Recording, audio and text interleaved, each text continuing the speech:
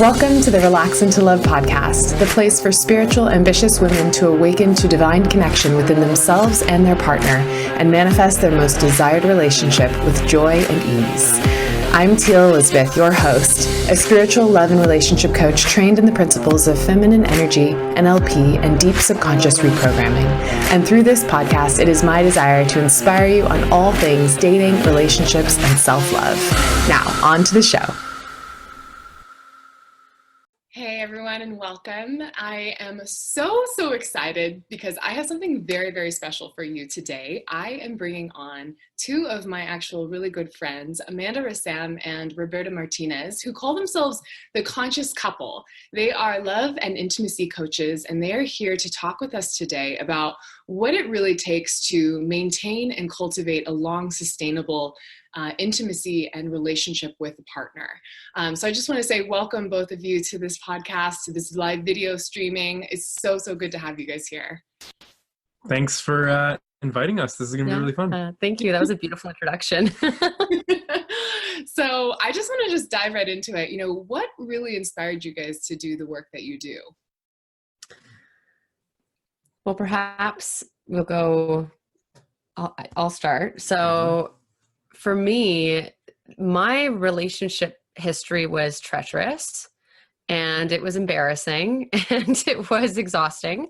And I often found myself really wanting more from my partners and finding that I was almost in this, I don't like to put it this way, but for lack of better kind of verbiage, like almost like it wasn't like I was their partner, it was like I was their nag or like their mom, and feeling like I couldn't really like level up to them. And it felt like there was always this either power imbalance or, finding that my partners were ultimately not meeting me where I needed to be. And that was also my own doing. And it wasn't until I realized the ways that I contributed to my past relationships that I didn't know that I was attracting the same patterns over and over and over. And so when I started doing the work, I started to doubt that I could ever really even find someone who was willing to do the work alongside me. And I actually feared that I was not going to be able to find someone who could take what I needed as seriously as I did. And so I went on a massive journey to take care of me first, as you know, how important that is. And as soon as I started to do that, I actually attracted in so many people that were doing the same, including my partner, Roberto. And he happened to be doing the exact kind of same work around the same time, had very similar, awakenings. And it just so happened that we were kind of always in front of each other, but never really available. And then when we were both finally putting the work in on ourselves, it was kind of like, oh, hey, like this is actually possible. So yeah. And that led me to ultimately doing the work that I do now, which is to help women and couples to find that love for themselves and find that love within their partnerships, and to believe that that's capable for them as well.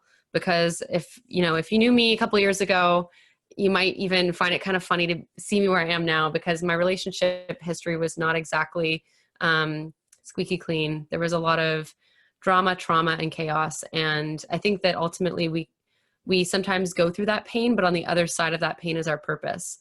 And this ended up being very purposeful for me. And so I figured, why not share that message and make it purposeful? Yeah. So for me, I have a little bit of a different story where I was actually in a long-term relationship where I actually had a kid with someone. We got married. And on the outside, it seemed like we had this like fairy tale relationship. We seemed so happy. We had the home. I had the job that I was passionate about. And yet I was terrified to actually express my real needs and desires to my partner, right? Because I had adopted this strategy from when I was young that when I share my vulnerable self with the people closest to me, it meant abandonment. So there was like no way in hell I was ever going to risk sharing my heart, my truest self with someone. So everything I did was through the lens of how I thought I would be most accepted. So, and like, let's be honest, that doesn't make for the most intimate or authentic relationship, right? It seemed like it was. And you know what? Like, to be truthful, in some aspects, it definitely was. It was real. It was beautiful. There was depth to it. Yet, because there was this big part of myself that I was hiding from my partner, because ultimately I was just ashamed of it myself, right? Like, I didn't accept it. So because I didn't accept it, how could she accept it? So why would I ever risk sharing that with her? And because I never shared that with her, it led to a ton of infidelity where, like, I was cheating, and eventually it got to a point where I could no longer not live in integrity. And I decided to just come clean one day. And that led to the destruction of that relationship. And that led to, honestly, like, a tremendous amount of pain. And in my mind, like, I was responsible for the death of my family, right? Like, that sucked. And there was so much shame attached to that and guilt attached to that. And then it got to a point where when her and I split up, I was in this mode of like, oh my God, like, I need to date as many people as possible. And I need to, like, fill the hole in my heart because I'm in so much pain. And eventually, I remember bawling my eyes out because I felt that no one wanted me. And I just looked in the mirror and I'm like, bro, like, you gotta stop looking outside of yourself and you need to start giving yourself the love that you're seeking so desperately. So I just took a pause on dating and I'm like, I'm gonna make it my practice and my obsession to love myself and to show myself love. And then lo and behold, as soon as I did that, that made room and space for me to notice the beautiful gift that had literally been in front of me this entire time.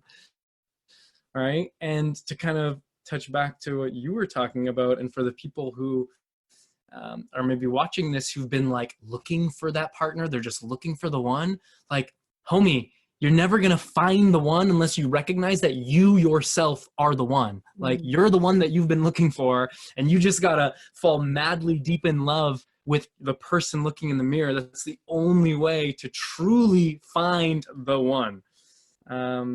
And then just like as our relationship has evolved and we both started, our coaching practice, like, now I help really good men become great. Like, what are the things that are holding them back from accomplishing all the amazing things that they want in life? And that's my mission. And then because we have such beautiful mirrored missions, we decided, why don't we take what we're doing and do it together to help couples experience the loving, passionate, thriving relationship that we all crave. Mm-hmm. So, oh, I love that. And it's so fitting that you call yourself the conscious couple, because everything that you both have shared here just comes with such an awareness and such a true grounded sense of just presence and recognition and just ownership of like, yeah, this is who I am. This is who I was. There are parts of me that were ugly, but I own those pieces. I love those pieces of myself, and it made me who I am today. And I think that's a huge part of loving ourselves, right? Is owning the fact that we are not perfect and that we can accept those pieces within ourselves and make space for other people to love and appreciate those things about us as well. Right? Yeah. Yeah. Well Yes. said. So I want to just God, there's so many beautiful ways we could take this conversation. You could just drop so many beautiful nuggets. I want to double down on what Amanda was talking about in terms of really making space for another person who was ready to do, quote unquote, the work, right, on themselves. Because I think that that's something that I notice and I hear from my ladies is they want to do the work, but they're afraid that there aren't men out there that want to do the work, or they're afraid that they're going to get stuck into a relationship that maybe they will outgrow, or feel worried that, their partner may stop growing and they're going to keep growing, and what happens at that point. So I'd love to hear just kind of your guys' thoughts on that in terms of really stepping into what I like to call an evolved and spiritual partnership for the long haul. Yes. Yeah. Yeah, that was a major fear of mine. And, I think that sometimes we can get wrapped up in the potentials of someone rather than the realities of what are being shown. So, I had many partners actually that were conscious and that were doing the work, but the work that they were doing, I had to acknowledge was their own path. And I couldn't interject myself along that path. There were partners that I was dating that they were completely not on this conscious path, not interested in the work. And that for me was quite obvious. It was okay, that relationship's really not going to work for me because there's a clear difference in values. What became a challenge was when I was dating someone who was doing the work, but finding that our work was going in different directions. And I was trying desperately to like cling on to their work and hope that we could grow in the same direction. And there's, again, potential that like those paths could have changed again, but it was acknowledging within that moment, like, what is it that I really need for me? Not what is it that I want for my future, based on hopes and dreams. Because I think that when we are undoing the patterns of the past, the things that we've been stuck in the past, sometimes we can be like, oh, I'm actually done with that pattern. I don't do that anymore. And then it shows up in a different way and you're like, oh crap, like actually that pattern just kind of shape shifted into something else. And if I don't acknowledge it in this other form, I'm going to find myself susceptible to falling back into that pattern. And for me, that pattern was putting my partner's needs over my own, and not going forward in, some of the greater risks, the greater calculated risks in my life, because I was afraid of, again, like you said, like overshooting their growth and going, I want to travel. I want to take this training. I want to go and start this business, with a fear that if I go do that thing, that could very well change the relationship completely. And that just became a vow, a devotion that I made to myself, that no matter what was happening with my partner, I had to still honor those commitments to myself. And that there were also, on the flip side of the same coin, ways to do that while still honoring my partnership.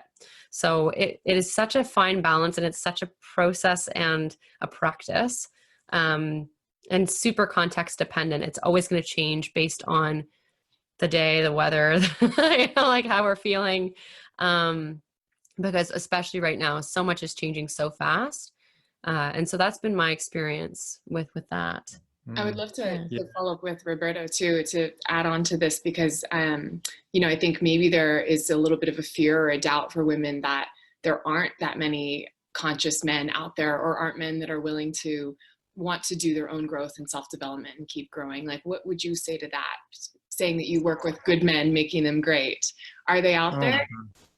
Yeah, absolutely. I would say that the story of there are no good men out there that are willing to do the work is bullshit, because I know so many men that are willing to do the work. I know so many men that literally tell themselves the same story of, I just wish I could find a woman out there who just wants to do the work alongside me. And I know that because that was also me.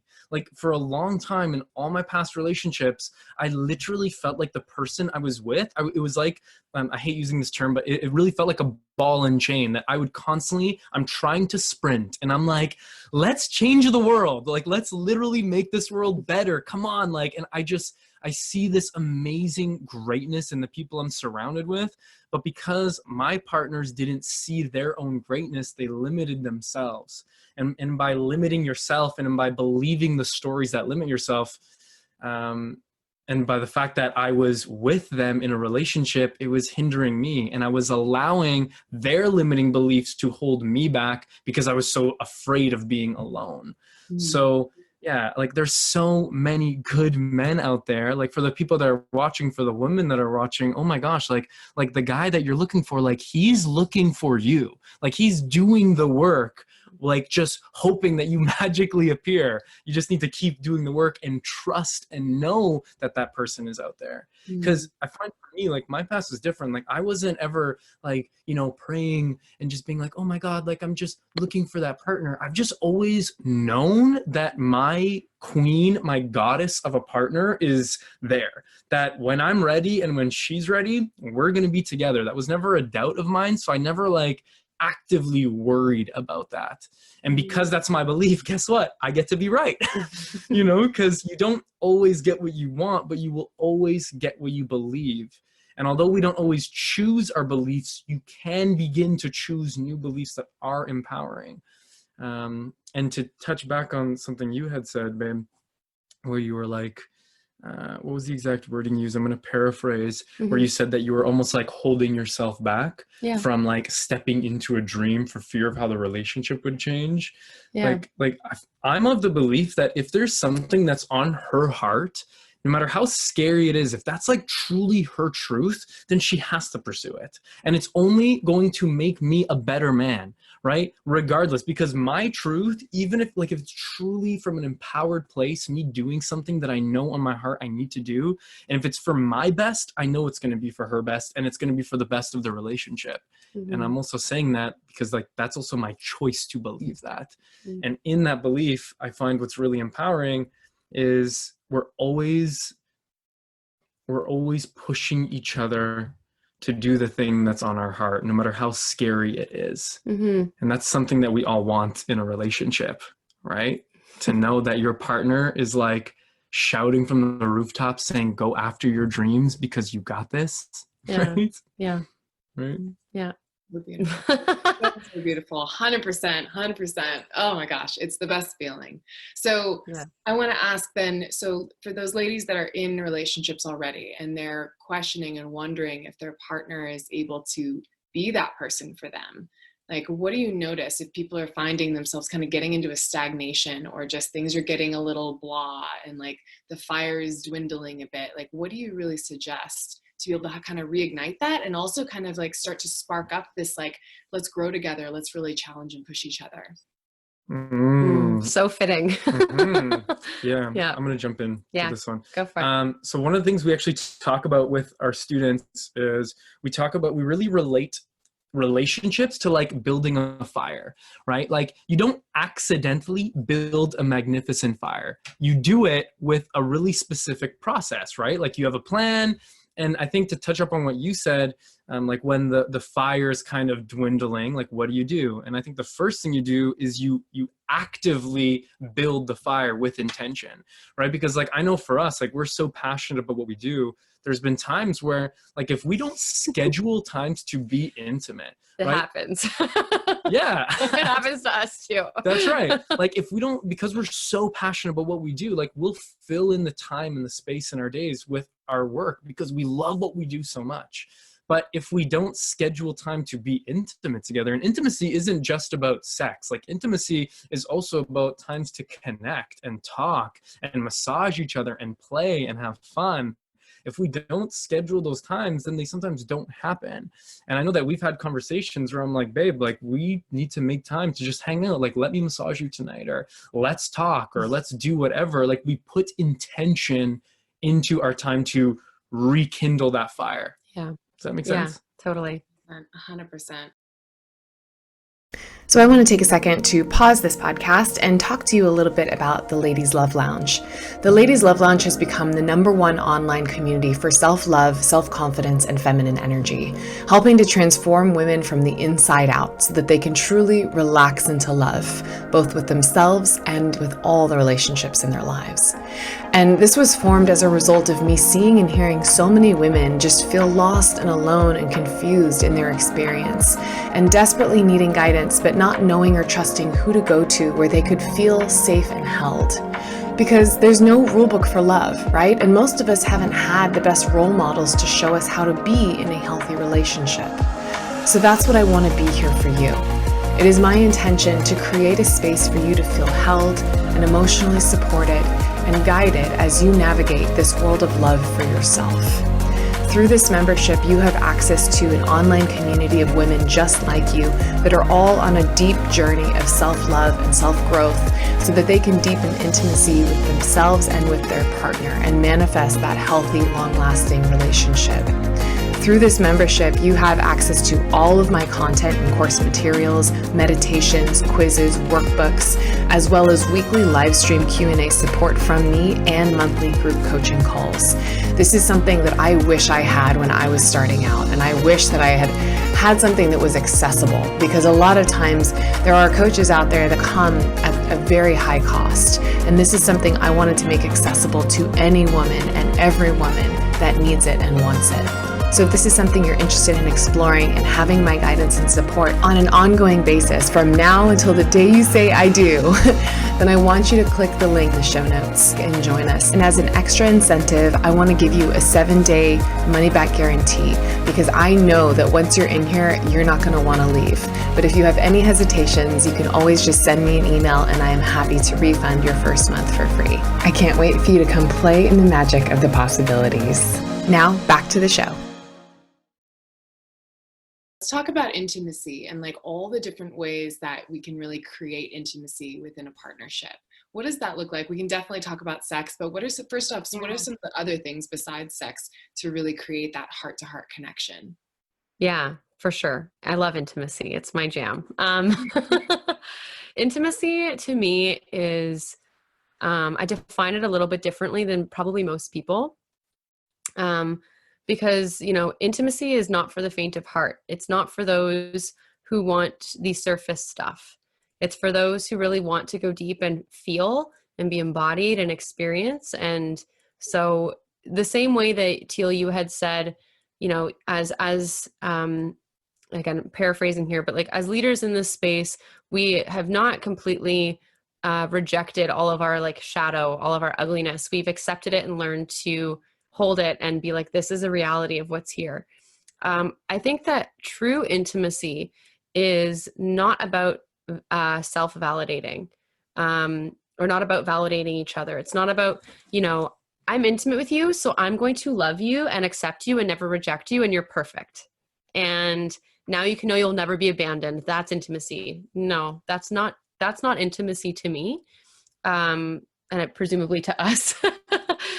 Intimacy from our lens is that more important than anything else is that you see who I am and that you can respect me as I am and that you can hopefully accept me as I am.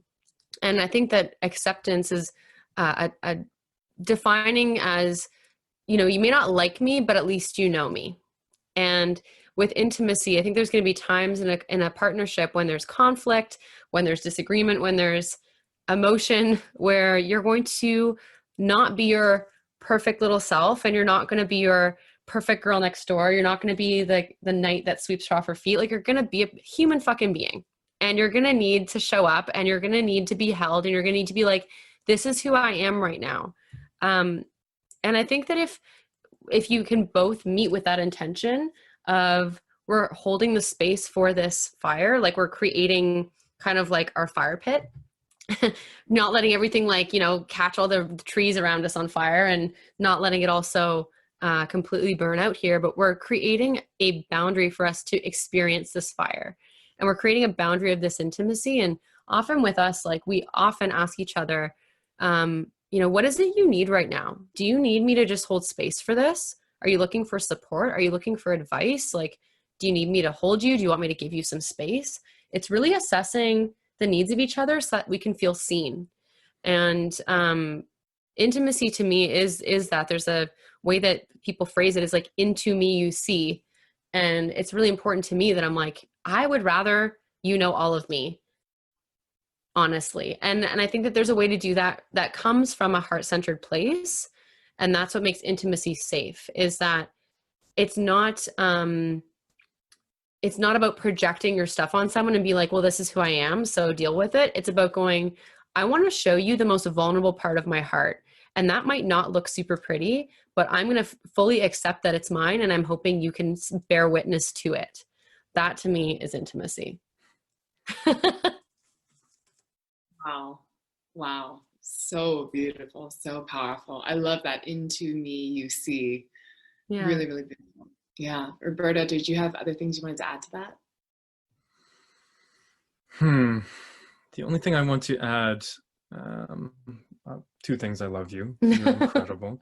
And number two, like, the only way to truly, I think, share your heart with someone in that vulnerable way, as Amanda explained, is you got to accept yourself first and foremost, right? Like, I think that's like really step one.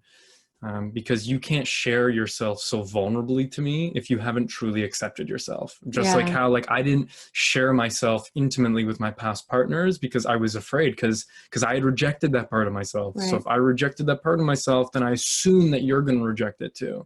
So the only way to have true intimacy, I believe, one of the key factors is a self-acceptance first, or at least a willing to accept yourself, a willingness to accept myself. And then there's the vulnerability of actually sharing your heart and respecting and treating the gift that is your expression like the beautiful gift that it is. Right. Yeah. It is such a practice too. It is a practice. It is a practice. And something I always share too, just to kind of like remind and reassure people that are kind of new to vulnerability and to intimacy, is that, it's not that you are just ripping out your heart and saying, here's my heart, please don't break it. I'm giving you my heart away. It's about strengthening your heart, accepting your heart, knowing that you are going to be okay no matter what. And you are still willing, from that place of strength, not from weakness, but from a place of strength, to open up your heart and let it be seen, rather than being ripped out to be given, right? Would you agree with that? Absolutely. There's the word courageous. I always think of the word courageous because like the word cœur, like heart in French, is the center of the word courageous. You need to have heart to be courageous. And I know for you, Teal, you work with women to really bring them out of their head and into their heart, and how important that is to really live from that place, because it really is a place of vulnerability, intimacy, courage, truth, alignment, integrity. I think that we all really crave to live from a heart-centered place. And that actually, I think, is a big reason why we crave romantic connections, because it helps us to tap in to our center, which is that we are loving beings. We are people that want to pair bond. We're people that want to experience connection and deep community. And we want to feel like we belong. We want to feel like we're seen, like we're accepted, understood. And that comes with also doing all that work for yourself, on yourself. So yeah, absolutely. I totally agree with you. Absolutely. So beautiful. So for, my ladies, I'm just thinking about them. What if they feel like they're not seen and heard by their partner? What do they do in that space?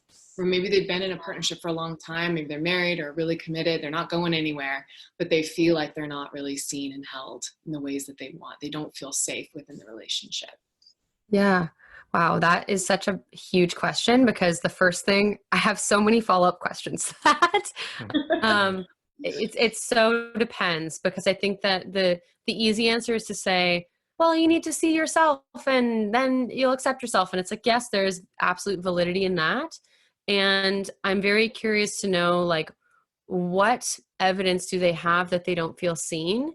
Because I think that sometimes one of the greatest misconceptions in communication is that just because I say something, I presume you've understood it. That's right. So, this is where like love languages come in, where it's like, I can show you all the love in the world the way that I know it, but if you don't receive it that way, you're like, this person doesn't care at all. And it's like, what do you mean? I've done all this for you. So, I think that there's many, many answers to this question. But the first being just like, what is that evidence for you? Because what would be your evidence procedure? What would be your guarantee that if these conditions were met on this list, that's how I know I'd be seen? And it can be something as simple as being like, for someone just to go, I see you. Or for someone to, put away their distractions while they're with you, or for someone to communicate their feelings back. Like, I don't know what each person's individual needs are. That's ultimately for you to discover. And what a beautiful thing to discover is how you feel best seen. That's my go-to right now. What about you, hon? Yeah, and I love the way you answered that, because it's all context dependent, right? And so without any more context than that, the first thing I would touch up on with this person is I would talk concept we teach our students called perception is projection, which essentially means that whatever is going on within me internally, I project onto my circumstance outside of me. So the perfect example of this is I was working with a student who came into a session and they were telling me about how they were wearing these pink shoes, and their coworker said, "Hey, Julie, those are pink shoes," right? And like, that statement, let's be honest, is incredibly neutral, right? Like, we would hear that and be like, oh, okay, cool. Like, those are pink shoes, whatever. But when Julie came into my session, she's like, "Roberto, that was like a dagger in my gut." And I'm like, "What the heck, Julie? What are you talking about?" I'm like, what do you mean? Like, what is it that you heard? And she's like, "Well, she was saying that me wearing those shoes was stupid. That was a stupid idea." Right? And then it clicked, and I'm like, "Okay, Julie, when did you decide that you're stupid?" And at first she was like, "I don't know what you're talking about, Roberto." And I said, no, let's sit with that for a second. When did you decide that you're stupid? And then all of a sudden, just like waterworks, she's just bawling her eyes out, right? Because Julie had a belief that she's stupid. So her friend saying something as neutral as "your shoes are pink" validated the belief of "I'm stupid." That's what she heard. She heard that situation through that belief. And so if someone doesn't feel seen, then yeah, the first thing I think that's really important is to recognize, okay, well, what role are you playing in not being seen? Because one, you need to take responsibility over your role in that, because you are playing a role in it, right? It doesn't mean it's your fault that you're in a relationship that's abusive and the person literally may ignore you purposely. Sure, that's not your fault, but you are playing a role in it by participating in it, right? So what role are you playing? How can you take responsibility? Are you like, do you not want to be visible? Like, do you want to hide? Are you used to being the person that needs to hide? Or is that a way that you witnessed a pattern in your past where the people that you modeled your relationships after used to hide to get attention, to then feel seen? Like, it's like, there's so many. This is where, like, we love to just go deep into the beliefs and be like, what is really here? Like, what is this really about? Because we know that it's not about presenting problem. It's not about like the peepees, as we call them. It's not about those presenting problems. It's about what's deeper. So yeah. Did you have anything else you want to add? I got excited with you. No, I think that pretty much sums it up. Take responsibility. What role are you playing, and how are you projecting what's going on internally onto that situation? Yeah. Right. Yeah. I love that. So good. So good. Yes. So I want to pivot a little bit and go back to intimacy. So obviously conversations, having those deep heart-to-heart connections, the vulnerable, intimate, openness of feeling seen, feeling communicated. That's a beautiful way to create intimacy. Let's talk about sex and making love and creating intimacy through this beautiful, beautiful union of our bodies coming together. Talk to me a little bit more about, how you really encourage couples to create intimacy through sex. Encourage intimacy through sex. So I think first and foremost, communication.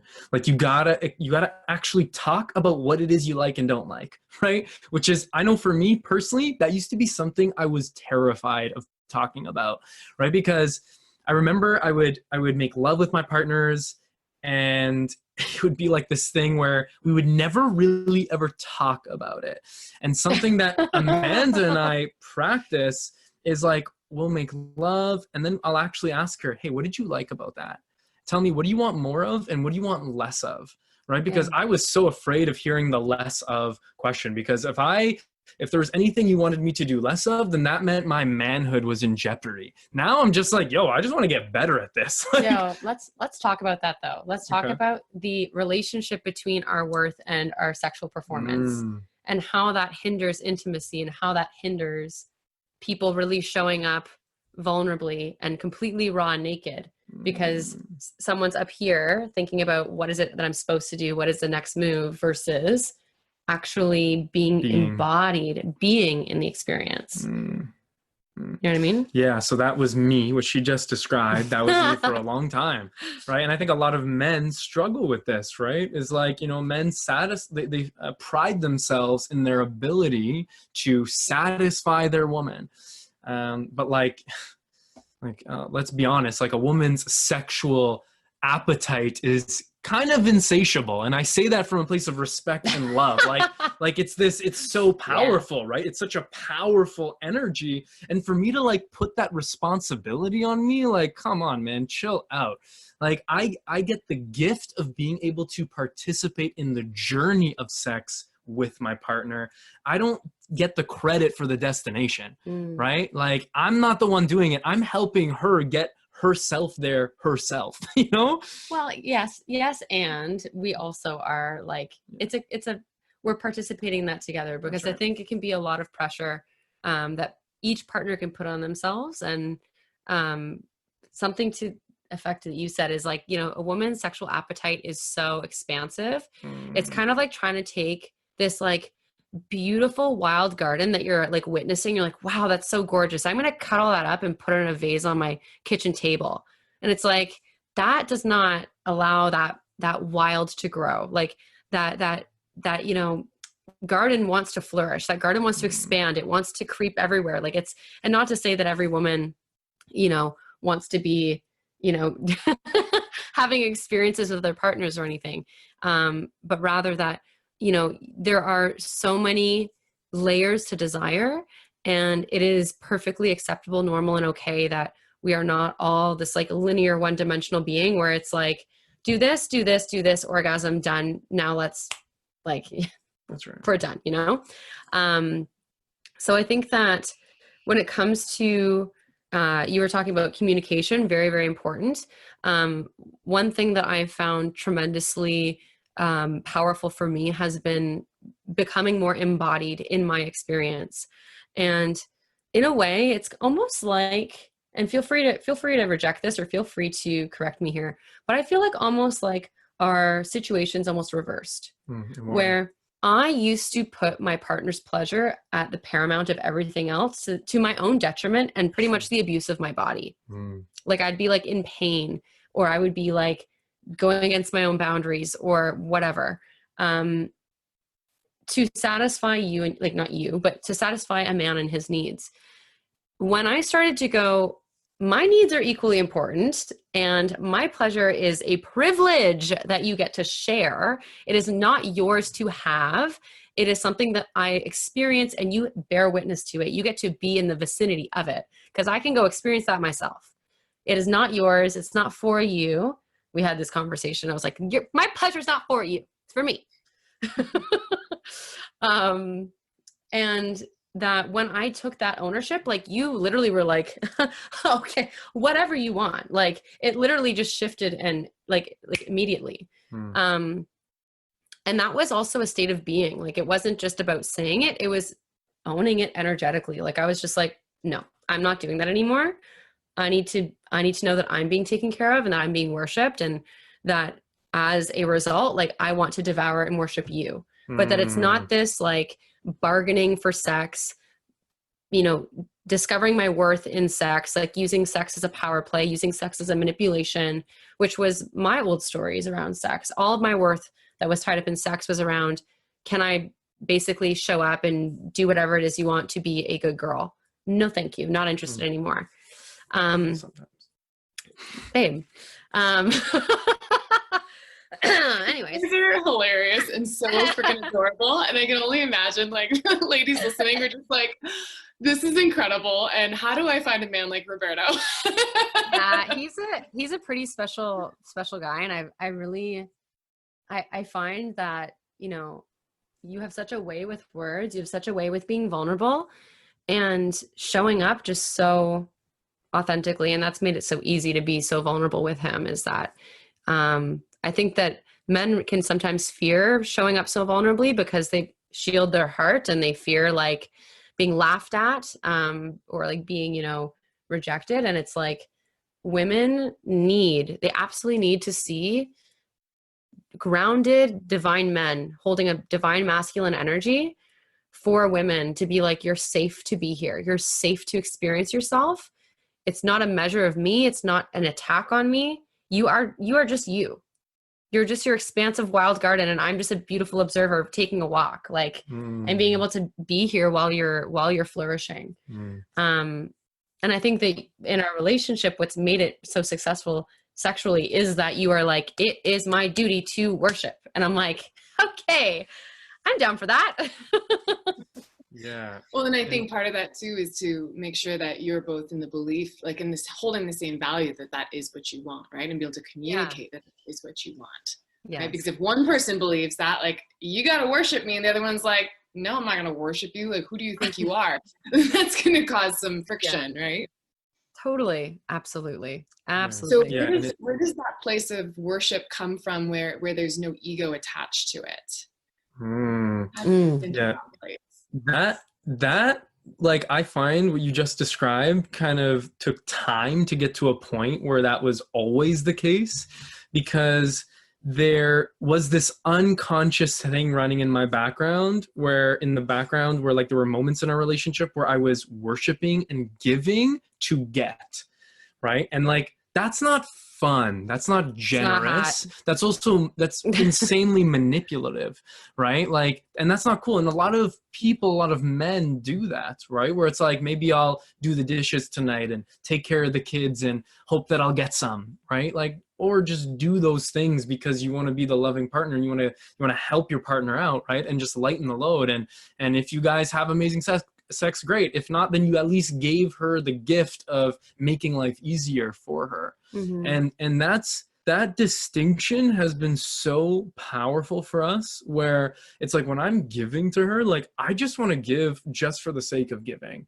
And I don't care if it leads to sex, if it doesn't lead to sex. Like what is sex? It's making love, right? And we make love without even having sex, right? Yeah, we don't just need like being around each other and sharing each other intimately. Yeah, that's right. And I think that one of the biggest keys that we do really well, like when I think of what sex is, it's one of the rawest forms of expression that we have and that we can share with anybody. So that, like, let's take it outside of the bedroom for a moment. Like, when I'm expressing myself to you, like if I'm being vulnerable and I'm sharing my heart and I'm sharing something with you that's really scary for me, and you accept it, that makes it so much easier to share my sexual self with you, and vice versa, right? When you come to me and you're like, yo, babe, like, I got to share something with you. Like, this isn't going to be easy to hear.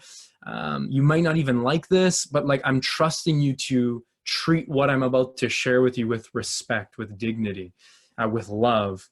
And we've had many like tough conversations, right? Where like, I've shared something that wouldn't be so easy to hear, and she's shared stuff with me that I'm like, okay, like, let me really sit with that for a moment. However, the thing that we've always done is we've always spoken with respect. So if I'm sharing something that she might not like, I'm sharing it through the lens of, I respect you, I love you, and I need to share this because it's the right thing for me. And if it's the right thing for me, it's the right thing for us.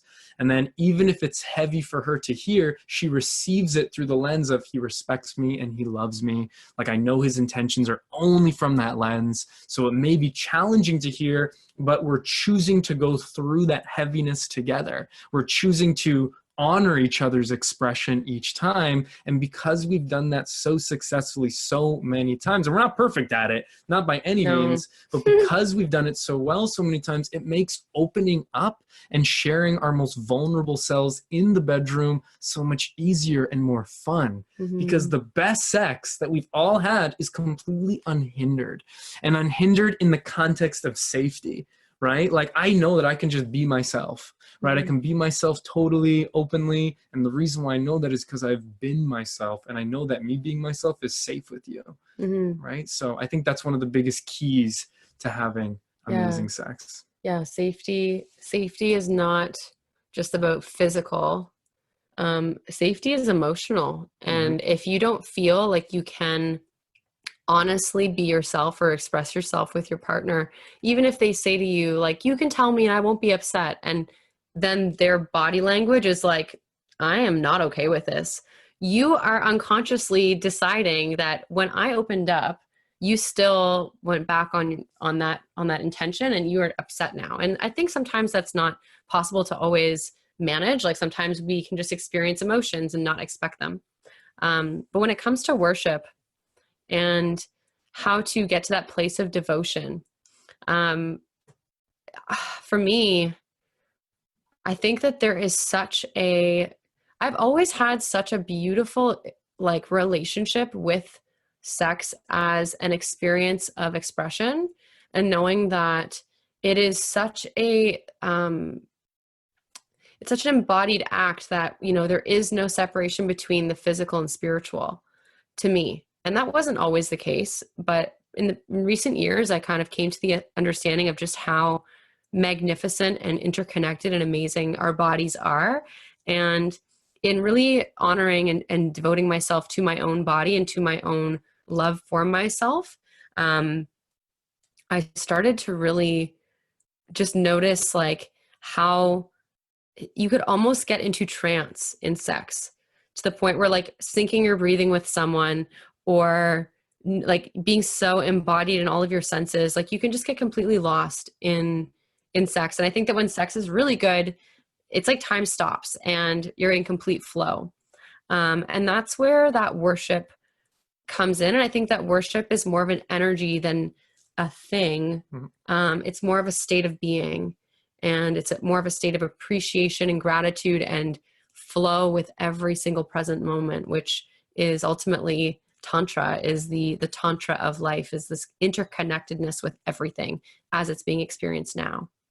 Oh my God, you guys are on fire. I could literally talk to you guys forever. That was so beautiful. So beautiful. And it's once again, it's getting out of the ego, out of the mind around worship, and into the heart, into the flow, into the feeling, the presence of worship, and the energetics of just connection. Wow. So beautiful. So beautiful. And it's killing me. I can't believe we've already been talking for like 45 minutes. And oh my God.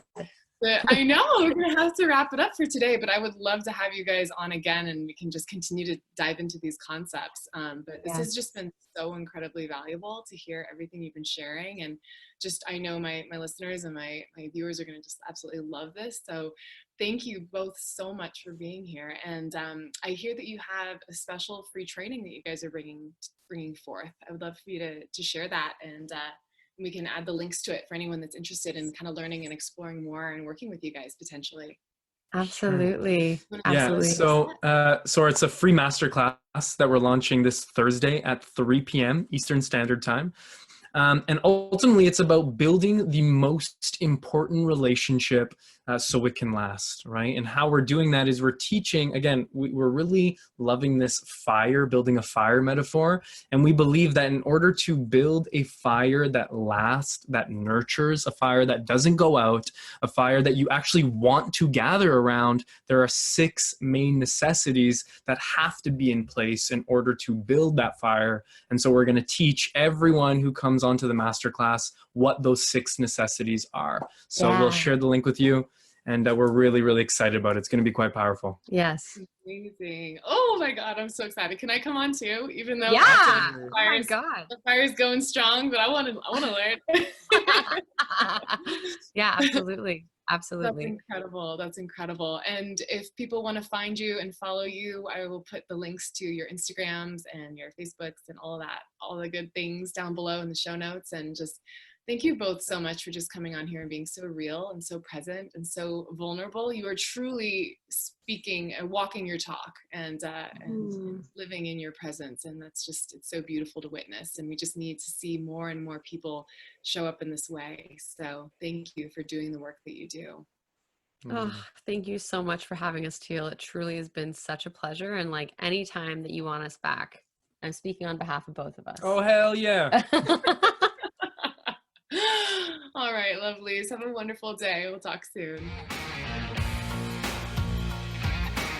Thanks for tuning in to another amazing episode of the Relax into Love podcast. If you are loving what you're hearing, please, I would love for you to write me a heartfelt review. It means so much for the success of this podcast. And honestly, I love hearing what really hits home for your soul. And the feedback, really, I read every piece of it. So definitely pop me a love note and share this with a friend. Share this with someone who you know could really use this message today. And let's keep spreading the love. Until next time.